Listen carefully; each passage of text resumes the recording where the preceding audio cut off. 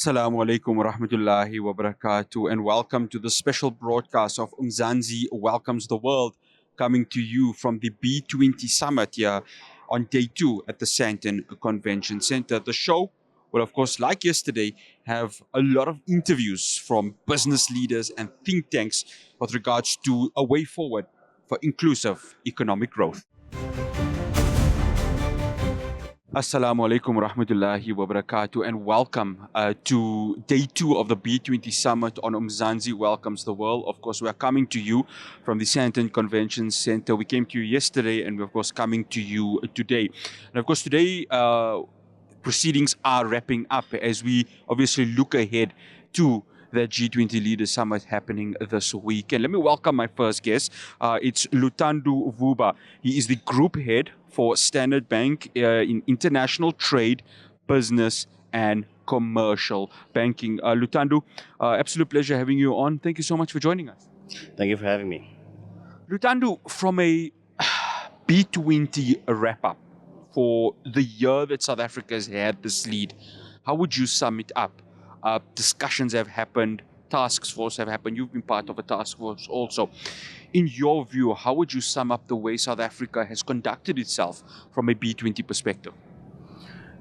Firstly, hats off to the B20 leaders, the Sherpa, Kaskuvadi and his team, and the leaders that supported Kas and Anthony Costa, but also to our President and the Minister of International Relations and Cooperation on how they've handled the G20 incident-free.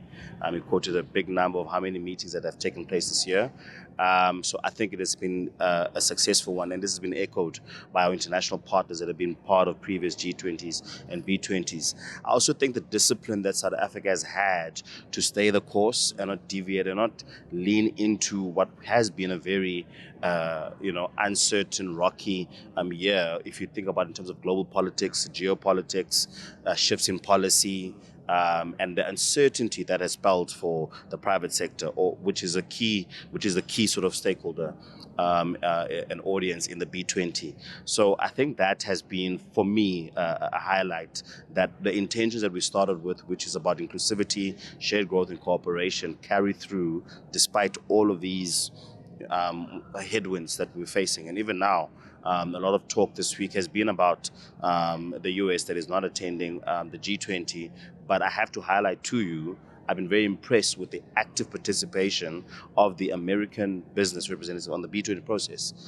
In our task force alone, they've accounted for the second largest group outside of South Africans participating in the task force. So, it's been a similar play and experience in the other 7 task forces. So, I think it's been a very difficult year in which to host the first G20 on African soil, but it has been phenomenally done, executed. And the most important part is what has come out of it, which is these over 30 recommendations that have come from the 8 task forces that have been submitted to the presidency of the G20 in September. And there's increasingly a lot of resonation that we are seeing from our government stakeholders and certainly buy-in. And I think that's what we're looking towards. It's very important to highlight that these recommendations are practical, they are implementable, and certainly an important continuity that has been adopted from the previous B20s, from Indonesia to India to Brazil, is to actually have KPIs that measure the success. So right now, the Brazil, they're looking at what they had put in place, where they're at. Similar, India is doing in the previous one. And I think that's very important because how to think about this is think of it as a trend rather than it is an event. So whatever these recommendations are, you'll start to see some of them in the immediate, sometime in the medium term, as they start to shape things in the global north and the global south. Luthando, you mentioned something important. I'm going to pick up the one word from the answer that you gave me. Practicality, because for the global south, that is what many of the citizens are asking. Practicality in terms of global economic growth, but not just global economic growth, equal global economic growth. From those recommendations, is there a confidence that that practicality of allowing there to be that equal growth can occur, especially from a South African perspective? The rest of the continent's looking at South Africa and saying, we are seeing you to take the lead to allow there to be this active global growth. And you, South Africa, as one of the key proponents of the Global South, can assist in that. Yeah, and that's why it's been difficult for that reason, because that exact role that you're highlighting, that sits on the shoulders of South Africa, bearing not just the flag for South Africa but for the continent, in the year that we've had, that is threatening multilateralism, which arguably has been the biggest proponent to connect the world, but also connect the world in a way that, at least directionally, there's a pull together. Hence, you have platforms such as the G20. So I think what we have is having to strike the balance on the range of priorities for the emerging economies and developing economies versus the developed economies, or whether you want to balance, whether you want to frame that as a global south, global north. And if you just look at the trend from Indonesia, B20, to India, to Brazil, to then South Africa, there has been a very intentional focus on the priorities that are resonant for us as emerging economies. That's one. Second, there's been then a buy-in on what does this mean, for the developed economies. So there's investment opportunity, there's an opportunity to plug into what these new supply chains will churn out. But one thematic area that's probably a good example we can use is climate change, which we cannot know anymore. And anything that is talking just energy transition or green economy, you cannot ignore the emerging economies, and especially the African continent, because the vast basket of these minerals that are required to produce these technologies are in this continent. And when it comes to the production of, or like food security is another one. There's a very key role that Africa can play, has potential to play, but it is the required infrastructure and investment to ensure there's infrastructure to move the goods efficiently and in a more connected way on the continent and out. And secondly, it is the other requirements to build any industry, which is energy provision. Yes. We're still on the continent having 600 million Africans not having access to electricity. So when you look at those different problem statements, arguably, we would definitely have different priorities to, say, a Germany, which don't have those challenges, or a US, but those are still markers that are looking for where else do we grow? How do we maintain, our economic growth? And I think is that synergy and that balance that has been sort of what brings everyone to the table.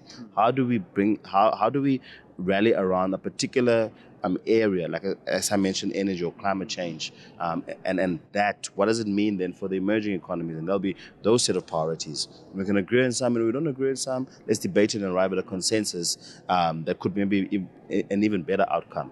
But I think for South Africa and Africa at large, it is a compelling case that cannot be ignored. Everyone agrees, at least in the B20 process, that the future of the globe's growth is Africa, or Africa will be very pivotal in that. So what is important is how Africa, with being spearheaded by the South Africa that's in the G20, starts to shape that from the priorities. And I think energy, infrastructure, and then, when it comes to the food security or manufacturing, those are the key areas that are really going to be priorities should be advanced by South Africa. One of the big discussions, Luthando, has been Africa Free Trade Agreement. Intra-Africa trade, 17%. You listen to President Cyril Ramaphosa, he says much more can be done. From the business perspective within South Africa, they want it to be much higher than 17. How much has there been discussions with regards to that? Because as much as we want to look outside of the continent, we need to look first, sweep the front clean of our own house. Has there been those discussions to increase trade? Because Africa to Europe trade is much higher than intra-Africa trade. So how do we bridge that gap? How do we say, let's rather focus on the continent? Of course, we won't ignore what's happening outside of it, but let's try and get our continent sustainable and that trade within the 54 countries in our continent. Yeah, I think this is an agenda that I shudder to hear any of the African leaders or businesses that disagree with. We need to trade more with each other. You can argue that perhaps the tariffs play that has happened this year and everything that has subsequently followed, pulling of aid on the continent, has made a lot of business, but also African governments say, "Hey, how do we look inwardly?" So I think that is I think a business case is no contention with.